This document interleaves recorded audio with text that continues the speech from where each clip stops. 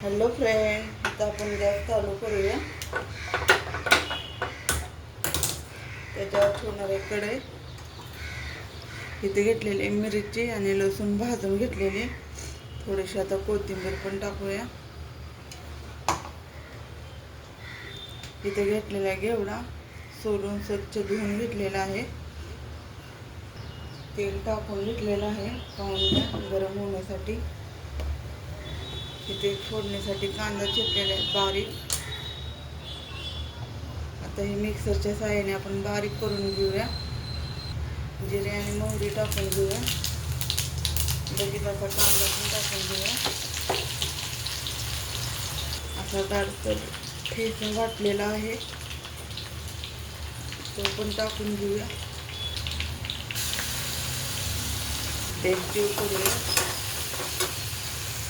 आता टोमॅटो टाकून घेऊया. टोमॅटो नाही टाकला तरी चालतं. लसूण मिरचीची भाजी केली तरी चालते मिरची. पण मी टाकते आमच्यात टोमॅटो लय आवडतं सगळ्यांना.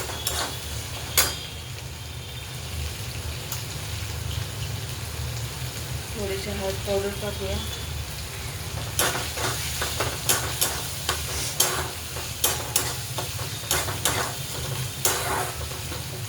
एक जीव केलेला आहे. मीठ पण टाकून घेऊ.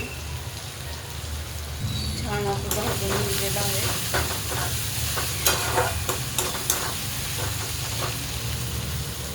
आता घेवडा टाकून घेऊया. एक जीव करूया आणि भाजून घेऊया वाटण्यासाठी.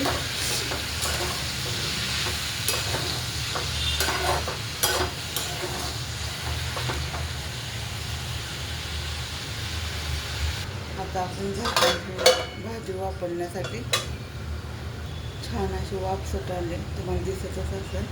आता आपण वापरून पाहूया.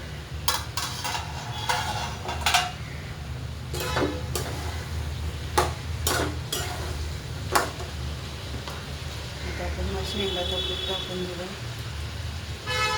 थोडा जाडसरच केलेला आहे. एक जीव करूया.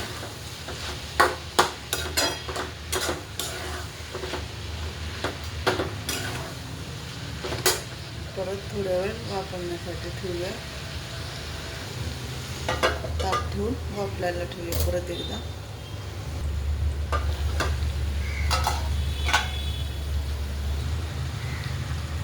कोथिंबीर टाकूया.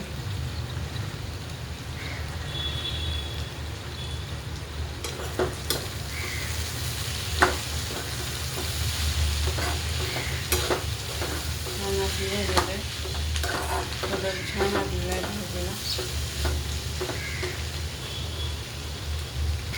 भाजी तर झालेली आपली तयार. कशी झाली नक्की सांगा कमेंटमध्ये.